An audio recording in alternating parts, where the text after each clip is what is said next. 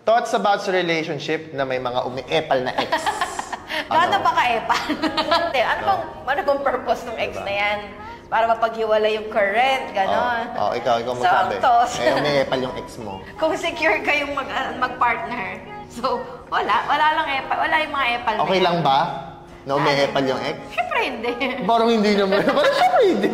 Siyempre hindi.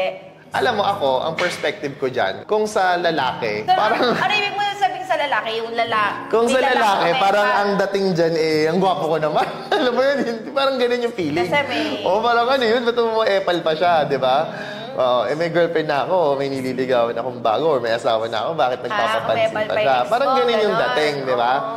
But you always have to go back to the reality na what's going to happen kung hahayaan mo yun. Correct. Diba? So I suggest, unless you're not secured enough doon sa current partner mo, then don't entertain. Sa perspective naman ng babae, hindi ko masabi, pero in my experience, parang not unless you have that regret ba tawag doon. Ang babae kasi pag hindi na, in my opinion, no, sa observation ko, kung hindi na, hindi na. Pero kung meron ka pang kilig factor doon sa ex mo. Mga naging ex ko kasi, in good terms kami. Ang point dito. Ano ang mararamdaman mo?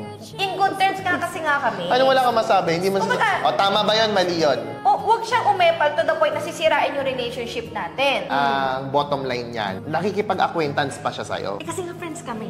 So iba yun. So, para sa tama ba yun? Hindi. Di ba nasagot na natin yan? Hindi ko na matanda. Dapat, hindi ko matanda.